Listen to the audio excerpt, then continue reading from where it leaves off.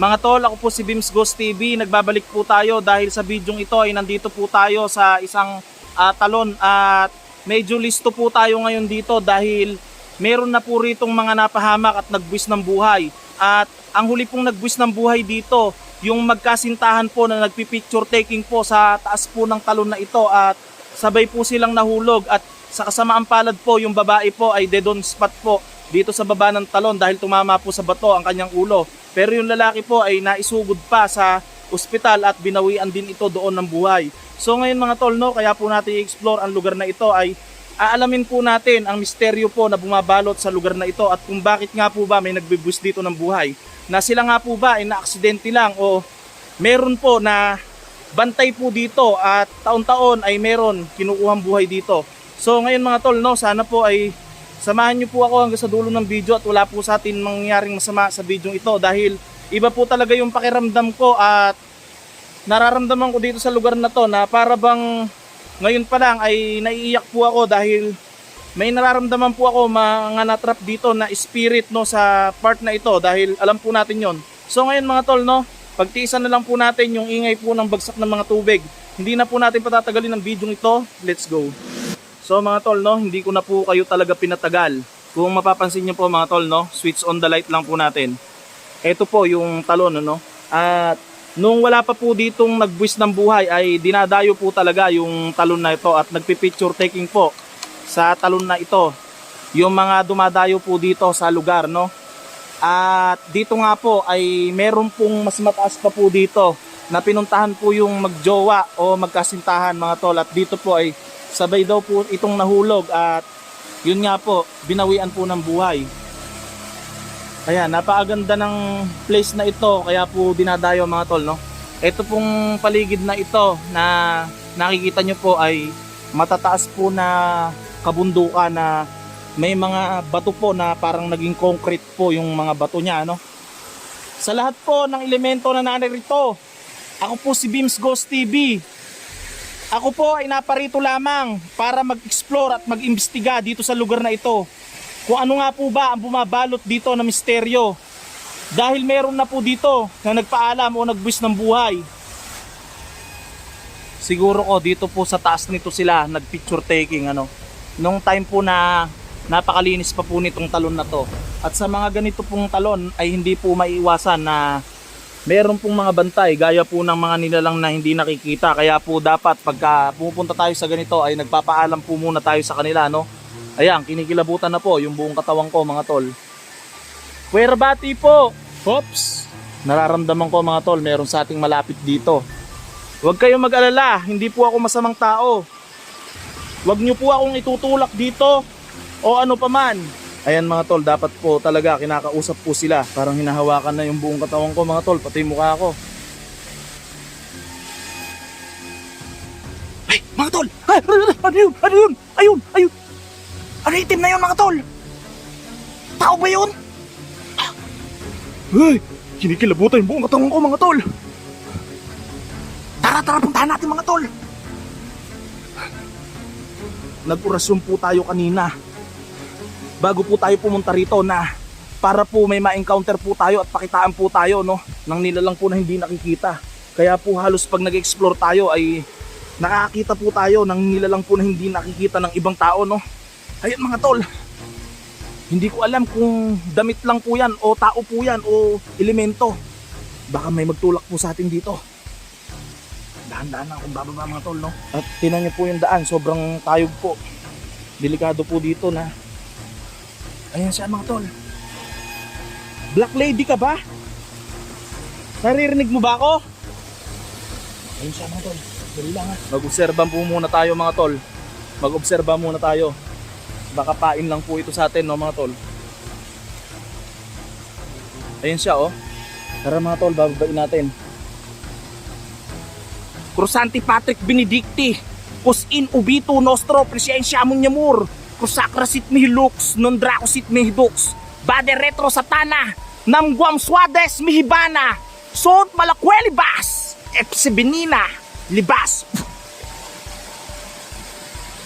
Para po mga tol, no, hindi po tayo masaniban kung sakali man po na bad spirit itong nagpapakita dito. Kasi meron pong mga namamatay na hindi po natatahimik at sila po ay masasama, kaya po sila nagiging bad spirit, no? Ay pinaghaharian po sila ng mga diablo. Ayun siya mga tol.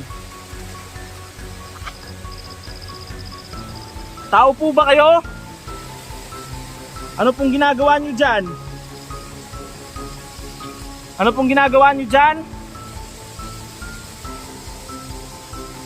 Hindi siya gumagalaw mga tol. Hello po! Ano po bang ginagawa mo dyan?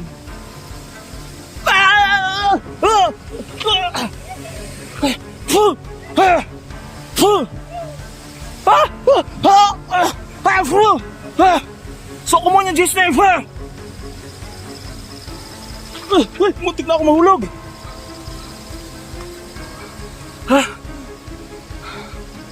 Nasa pula ko mga tol, pero nakontra po ng orasyon ko.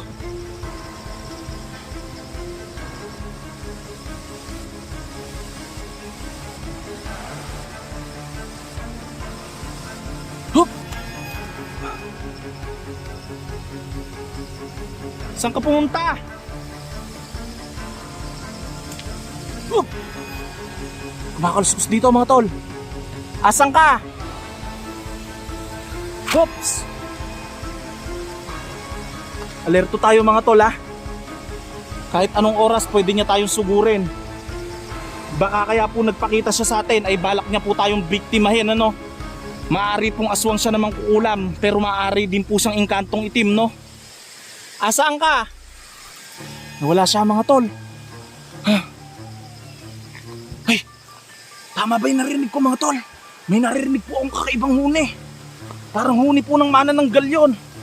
Ganun po kasi mga tol yung na-encounter ko nung mga nakaraang video po na manananggal.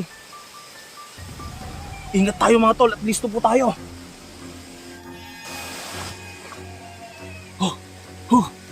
Dito lang siya mga tol. Asaan ka? Isa ka bang manananggal? Binahayan na pala to ng iba't ibang elemento. Ngayon ay malinaw na sa akin na pinugaran nyo pala to. Mag-ingat lang tayo mga tol, no? Dahil mapanganib ang daan dito at mapanganib din po ang lugar na ito. Dahil binahayan na po pala to ng iba't iba pong mga elemento. Op! Meron dyan sa taas, alam ko. Pwede ka ba magparamdam kung andito ka? Hop! Dito sa mga tol. Tara, tinan natin mga tol. Baka mahulog tayo. Asaan ka? Hop!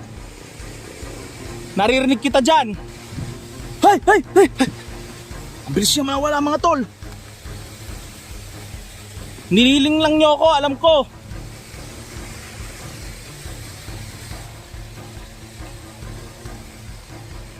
Grabe mga tol. Grabe. Marami sila mga tol.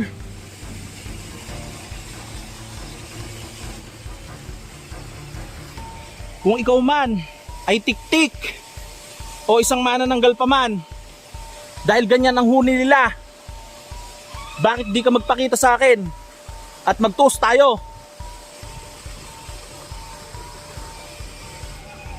Oh.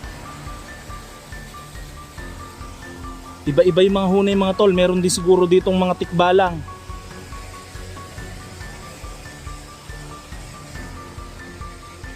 Pinapainan lang nila ako mga tol. Alam ko na props nyo lang yan para hanapin ko kayo, pero hindi ako pupunta dyan. Babalik tayo dito mga tol dahil alam ko na inaabangan tayo doon. Baka po itulak tayo dito po sa baba ng bangin na ito. Ayan, napakataas po nito mga tol. Bangin po ito.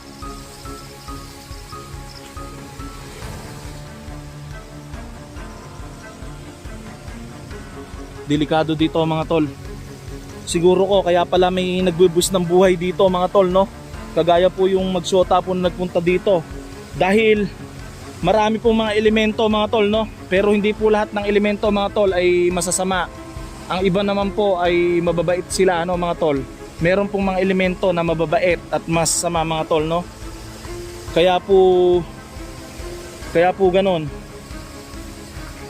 Kinikilabutan ako. Grabe mga tol, grabe kilabot ko dito. Gumagalaw talaga mga tol, no? Yung dahon po na yon.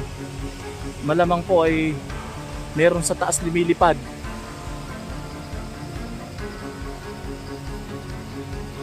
Mag-iiwan po tayo mga tol ng orasyon dito, no? At prayer, no mga tol. Kung sakali man po na aswang na mangkukulam po yung dito nagpipirme, no mga tol, dahil nagtataka po ako bakit dito may kubo. At baka po yun po ang dahilan kung bakit po, no?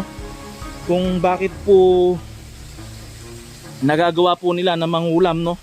Baka po dito sila nag-i-stay mga tol. So mga tol, no, kumpirmado po.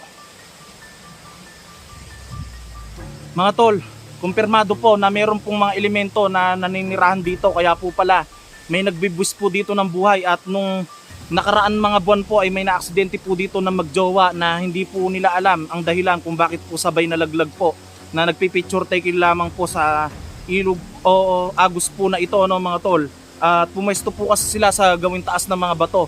So ngayon mga tol, no, marami pong iba't iba palang elemento na nakatira dito at hindi po natin matiyak kung aswang na mangkukulam po yung na-encounter po natin o siya po ay meron pong kapangyarihan na black magic or inkantong itim po, no mga tol.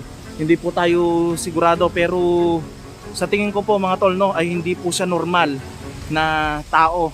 Dahil may galing po siya at meron din po siyang orasyon na napakalakas po, no mga tol. Parang siya po ay meron taglay po, no, na kampon po ng kasamaan. At dito po ay naninirahan po pala sila. Babalikan po natin area na to mga tol, no, sa susunod po na hindi po ganito kagrabing critical po yung area dahil marami pong nag-aabang sa atin. Nararamdaman ko po sila, marami po sila dito. So ngayon mga tol, no, hindi po natin patatagalin ang video ito at magmamadali na po tayong umalis dito sa lugar na ito.